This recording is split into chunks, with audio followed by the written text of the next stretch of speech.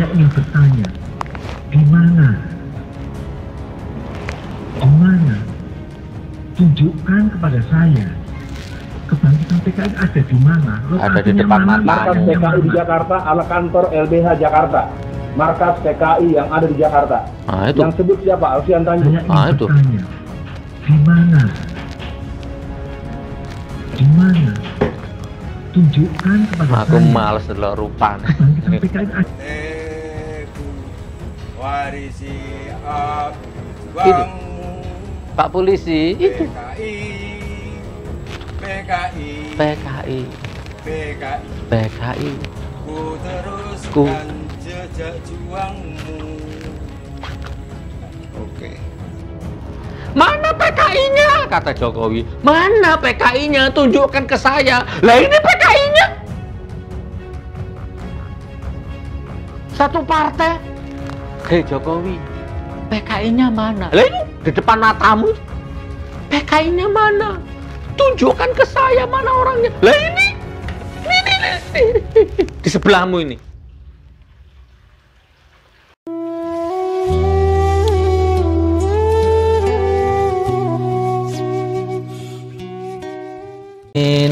Kami didolimi ya Allah, kami didustai ya Allah, kami dicurangi ya Allah, kami ditipu ya Allah, kami dianiaya, kami dibuang-buang, kami difitnah-fitnah, kami dikejar-kejar bagaikan maling ya Allah. Hancurkan kezaliman itu dengan kezaliman yang lain ya Allah, yang jujur, yang amanah, yang tidak punya kepentingan, difitnah-fitnah. Ya, dicari-carikan pasal, ditangkap, sementara penjilat, munafik, pendusta, pembual, penipu, pembohong dikasih panggung, dikenyangkan perutnya, subur. Subhanallah. Baik saudaraku, assalamualaikum warahmatullahi wabarakatuh. Jumpa lagi, ketemu lagi dengan saya hamba dhaif Al-Fakir. Alhamdulillah. Oke ya, kita mulai. Jadi malam ini kita akan bahas apa ya? Pak Ruslan Guston ya. Ini kayaknya kita materinya PKI ini. Jadi sebenarnya gini loh. Ini anak TK pun tahu sebenarnya ya. Betapa sederhananya masalah ini. Pertama ya, PKI. PKI itu sudah sama-sama kita tahu, Sabang sampai Merauke, atas bawah, lahir batin, jasmani rohani. PKI itu adalah sejarah kelam bangsa ini. Poin pertama, pembantaian, pembunuhan, macam-macam. Nah, PKI itu adalah, kalau kita ringkas, intinya adalah suatu organisasi yang terlarang, ideologi yang terlarang, bahkan sudah diikat oleh TAP MPR 25, nomor 25. Secara legalitas hukum sah, ya kan? Tetapi sejak rezim ini berkuasa, ini bukan hanya aroma, indikasi, tindakan, itu nyata di depan mata. Bukan sembunyi-sembunyi lagi tuh PKI itu, nyata. Ya, penguasanya rezimnya ini.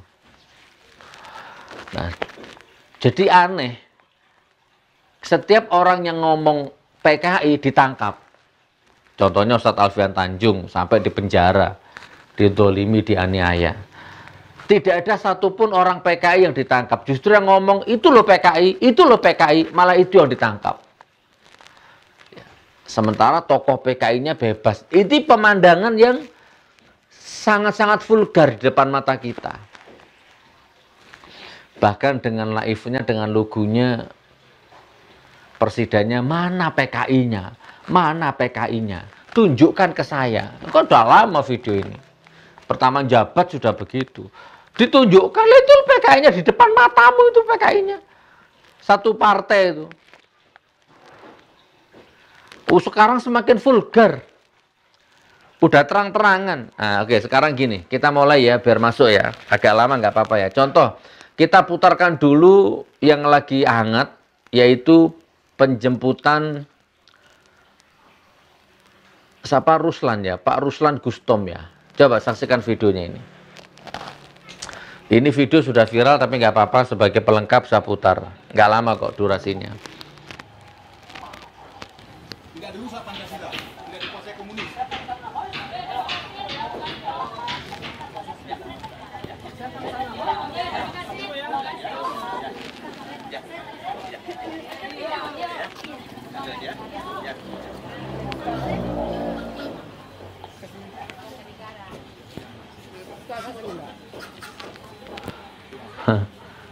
Betapa sederhananya masalah ini.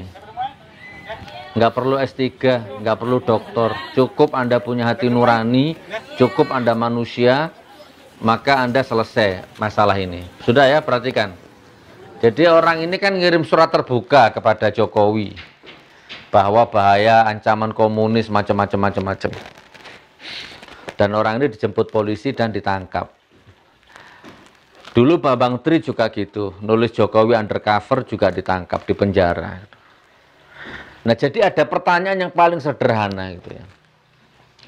Kenapa Ruslan Gustom yang ditangkap? Gitu. Kok bukan kader-kader PKI yang ditangkap? Kan gitu pertanyaannya. Kan gitu pertanyaan sederhananya.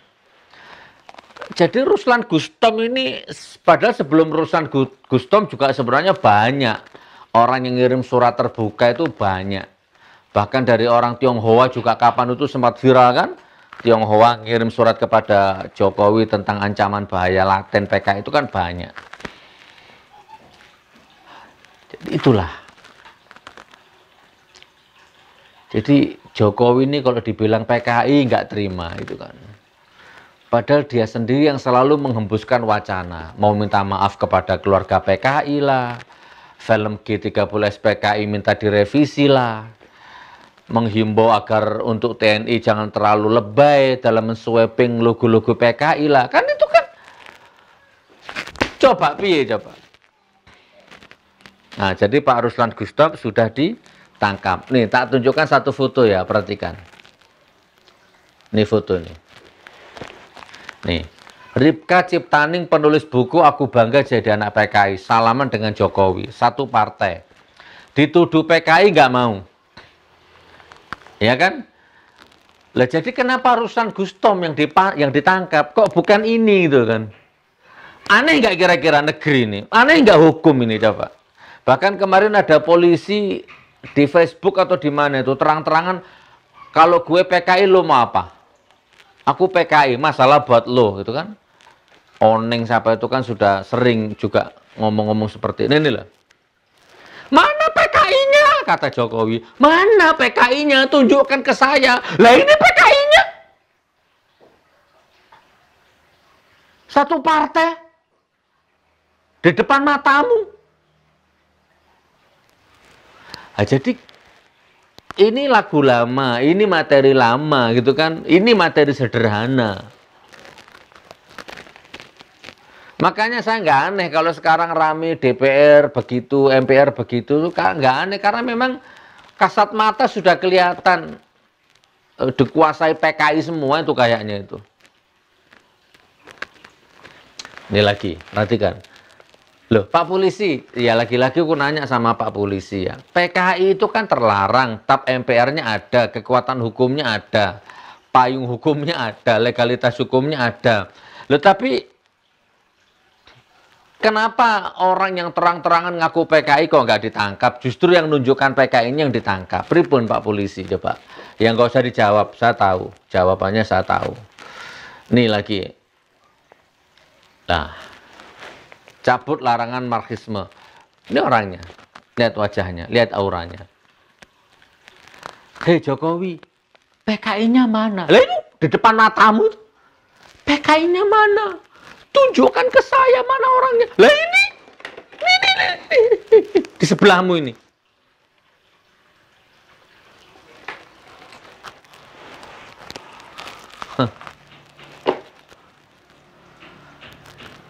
Negara sebesar ini. Belum. Masih ekstra ini, belum. PKI-nya mana? Lah ini. Ini PKI-nya. Bukan omong kosong, ternyata benar apa yang disampaikan Bapak Jenderal Purnawirawan Keflan Zen. Mereka sudah mulai bangkit. Tidak penting bangkit, tidak bangkit. Yang penting kan ini. Mana PKI-nya? Lah ini. Ini latihan ini, di mana ini? Saya percepat. Nah ini.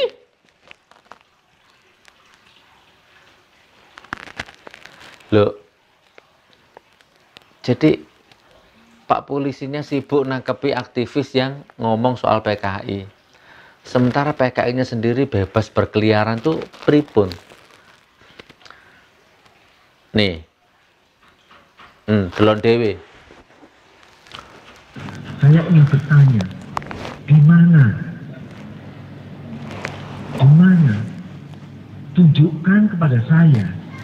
Kebangkitan PKI ada di mana? Ada di Lokasinya depan mana? mata. Markas PKI di Jakarta ala kantor LBH Jakarta. Markas PKI yang ada di Jakarta. Nah, itu. Yang sebut siapa? Alfian Tanjung. Saya ingin itu. bertanya, di mana? Tunjukkan kepada Aku saya. males delok rupane. Kebangkitan PKI ada. Teku warisi api juangmu. Pak polisi itu. PKI. Ku teruskan jejak juangmu. Oke.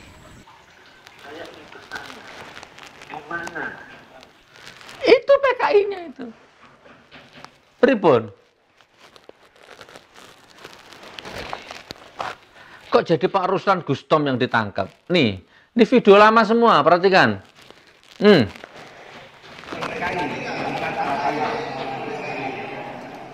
Karena PKI bukan PKI itu hanya kaki hitam atau tangan kanan dari sebuah anggota militer yang diyakini sekarang itu Orde Baru Soeharto yang pada masanya itu sangat berjaya 32 tahun. Jadi otomatis pikiran saya adalah Soeharto harus akan kuasa. Jadi Soeharto dalam dari PKI itu adalah Soeharto. Intinya sekarang PKI bukan musuh tentara gitu ya. Bukan, sama sekali bukan. Nah itu siapa? Nggak ditangkap. Kok nggak ada berita viral, nggak ditangkap, terus anak ini direhabilitasi mentalnya, anak ini. Kan ini kayak pencucian otak ini ya, penghapusan sejarah kan. Coba, hilang beritanya kan. Ayo, mana lagi? Nih, nggak tahu nih di mana ini, latihan ini. Ini lagunya nanti saya hilangin ya, biar nggak kena.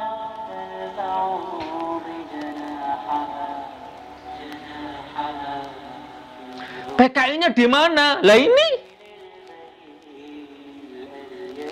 Ya sudahlah, memang. Ya sudahlah, ya apalagi lah nanti biar Allah yang menghancurkan sehancur-hancurnya kan begitu ya. Oke, saya percepat. Mana lagi ya? Sebentar.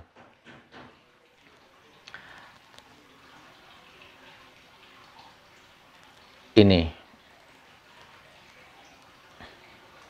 Saya lihat ILC ya kemarin ya, tidak ada penyiksaan apa segala macam kan. Di sini aja udah kayak gitu mas, iya kan? Anak-anaknya melihat langsung. Loh, saya lihat langsung, iya kan? Edi lihat langsung, kakak-kakak saya yang perempuan juga lihat langsung. Cuma waktu penembakan memang saya sama Edi. Setelah penembakan itu karena suaranya keras, bangun kakak saya semua. Saya masuk ke kamar mau membangunin, tapi yang keluar Ibu Jui duluan. Kami kejar pas dari belakang. Kalau di film pun itu masih lebih bagus mas itu ya, diangkat apa kaki diseret, tangan diseret. Kalau waktu itu mas nggak ada yang angkat tangannya, siapa? Orang diseret kayak nyeret binatang, nggak ada mas.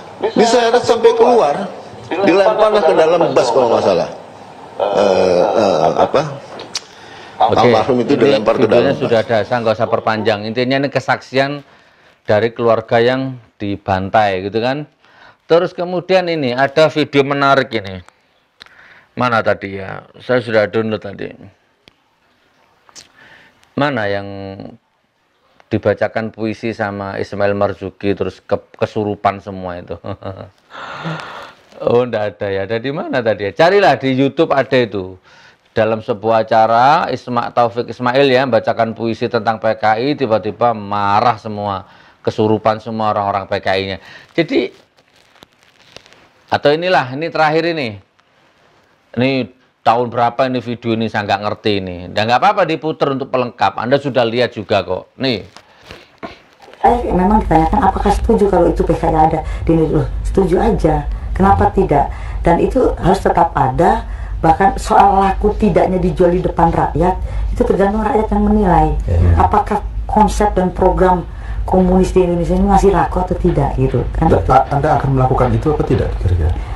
Saya menghargai kalau itu ada, tapi kalau saya untuk ke sana membuat partai, wah sekarang apa kan ada peraturan kalau ada bikin partai terus duitnya banyak ya. Duit dari mana ini kalau mau bikin partai gitu. Ya artinya belumlah ke arah sana. Paling tidak saya tetap mengusul bahwa tap MPRS saja dicabut supaya misalnya ada pembubaran satu partai politik itu kan harus didasari dengan undang-undang, bukan seperti waktu tahun 65 main hantam aja, main bubarin, dan yang membubarkan itu biasanya kan angkutannya sendiri, orang tua atau mungkin karena paman dan sebagainya. Perkiraan Anda ini ya? Iya, saya pernah hitung-hitung ya, bukan hanya perkiraan tapi hampir tepat lah gitu ya. Itu kalau baru anaknya ya, anaknya aja ya, dari jumlah orang tuanya, dan saya pernah meneliti betul itu 15 juta lebih. 15 juta. Belum cucunya ya. Kalau anak saya juga sudah punya 2 suara itu.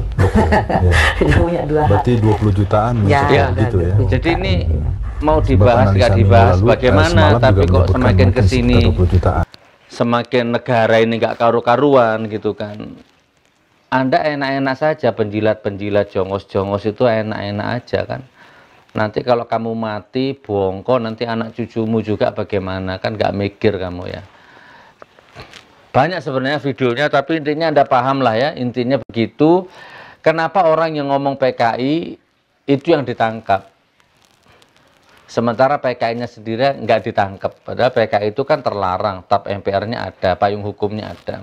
Nah ini pertanyaan juga gampang dijawab sebenarnya, gampang sekali dijawab. Makanya sekarang hanya Allah yang bisa memutuskan, hanya Allah yang bisa mengeksekusi. Ya nanti endingnya bagaimana. Dan ini ujian juga buat kita umat Islam. Ya bukan umat Islam saja, ini ujian buat kita rakyat Indonesia semuanya. Gitu. Makanya saya itu mendambakan sekarang itu kita jangan rame di jangan rame di medsos, tapi langsung ada tindakan gitu loh. Kayak kemarin contoh kecil Abu Janda gitu ya. Iya bener, Abu Janda itu. Saya kan ada orang ngomong penggal lehernya, tapi yang ngomong di Mekah. Ya kan Pak Poai, nggak usah ngomong, langsung diposting dasi Abu Janda dicekel kan beres. Ngomong di Mekah, ya bener akhirnya, hanya bikin rame aja di medsos. Ya kan nggak ada apa-apanya. Justru kalau Abu Janda ngomong misalkan di Bandung gitu, atau ngomong di Jakarta gitu ya, mau ngupload dirinya di mana itu justru dalam tanda petik ya, mohon maaf ya, itu bisa jadi itu penghinaan untuk laskar, penghinaan untuk mujahid-mujahidah yang ada di situ. Buktinya ada di situ kok, gampang mau nyari. Raminya di WA, di medsos, di grup. Halal darahnya kayak begini, ketemu tak cocor mulutnya kayak macam. Tapi di grup, di WA, di medsos. Jadi memang udahlah. Jangan rame di medsos, ayo gimana gitu kan. Saya teman, tak carikan lagi ya, subhanallah. Apa ini? Ini apa ini? Pemirsa, sebanyak 13 investor asal Cina meninjau lahan. Oh sudah, enggak usah ini. Udah Cina investor di Indonesia, udah bukan barang aneh lagi sudah. Jadi intinya begitu ya, kurang lebihnya. Mana PKI-nya? Mana PKI-nya? PKI-nya ada di sebelahmu. Ya, PKI-nya di WA, di grup, di Facebook itu banyak terang-terangan. Dan tidak ditangkap dan tidak diproses. Jadi kita sedang menuju ke pembusukan. Terus yang terakhir saya tutup dengan ini ya saudaraku ya, ini eman ini kalau nggak saya bahas ini. Jadi kemarin mal-mal dibuka ya, saran saya ayo kita jangan belanja di mall lah, kita belanja ini, ada foto ini. Belanjalah dari pedagang kecil, jangan menawar harga di bawah standar. Mereka tidak mengumpulkan uang untuk hidup mewah-mewah, hanya untuk bertahan hidup makan sehari-hari. Masya Allah ya. Insya Allah kalau ini sudah saya terapkan ini. Ya. Lagi pula ini mall sudah lama nggak buka, ini barang-barang di mall seperti ini. Jadi kalau antum masuk ke mall, ini tidak menutup kemungkinan sekarang jadi sarangnya virus. Oke, saya percepat. Terus yang terakhir, video ini akan saya tutup dengan video lama juga. Terserah Anda mau bilang menebar kebencian, menebar hoax, terserah, monggo. Pak polisinya ditonton lagi boleh, ya, aktivisnya ditonton lagi boleh, pendukung-pendukungnya nonton ini juga boleh, silahkan. Video lama, inilah cermin bangsa kita detik ini, ya, yang ngomong jujur dibuang, yang ngomong jujur ditangkap, ya, dikriminalisasi seperti teroris. Habib Bahar, Habib Rizik, Ustadz Alfian Tanjung, John Ruginting, Ahmad Dhani, Bambang Tri, siapa itu? Banyak sekali kan? Profesor Suteki, terus Profesor Tamim Pardede, itu lagi loh, yang ibu-ibu itu loh, Mujahidah itu siapa itu? Banyak kan? Saya, ya kan? Ini orang-orang yang ngomong apa adanya, ngomong jujur, dan nggak dibayar, nggak punya kepentingan, nggak punya gaji, ya kan? Yang disampaikan adalah kebenaran, ditangkap, dipenjara, diproses, dipenjara. Sementara buzzer-buzzer ngomongnya bohong, ngomongnya dusta, dibayar, itu bebas, ya kan? Sak salah-salahnya Alfian Tanjung, sak salah Ustadz Alfian Tanjung, sak salah-salahnya John Ru Ginting, Ahmad Dhani, Bambang Tri, saya kepleset-keplesetnya itu kan tidak ada kepentingan, kan gitu.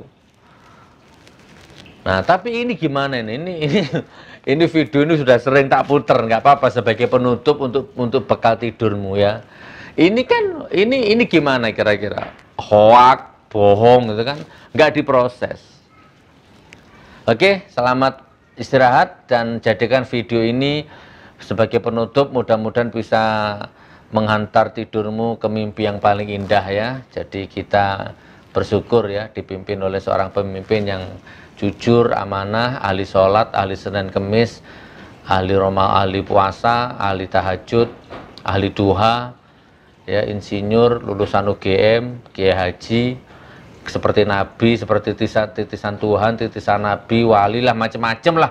Katanya pendukungnya begitu ya. Nih, selamat menonton video lama sebagai penutup. Assalamualaikum warahmatullahi wabarakatuh. Halo, kalau ke depan nanti Jokowi dan JK yang menjadi presiden dan wakil presiden, kita harus berani stop impor pangan, stop impor beras, stop impor daging, stop impor apa lagi? Bawang, stop impor kedelai, stop impor sayur, stop impor buah, stop impor ikan. Kita ini semuanya punya gitu. Pemerintah telah memutuskan melakukan impor 500.000 ton beras. Bohong enggak? Memutuskan untuk mengimpor 100.000 ton jagung. Nipu enggak? Pemerintah sepakat mengimpor garam industri sebesar 3,7 juta ton secara bertahap untuk keperluan industri. Maka memilih pemimpin pembohong adalah kesalahan. Tetapi mempertahankan pemimpin pembohong itu kebodohan. Belum ada orang ngomong gini tuh, saya sudah pertama rezim ini berkuasa itu, aku wis bengok-bengok sampai lede cangkemku. Belum ada orang-orang yang kritis gini, belum. Udah dari awal aku sudah ngomong ya. Sampai akhirnya jadi masuk ke persidangan juga, dicarikan kasus-kasus, pasal-pasal. Wis ya, selamat menikmati. Alhamdulillah terbukti ya.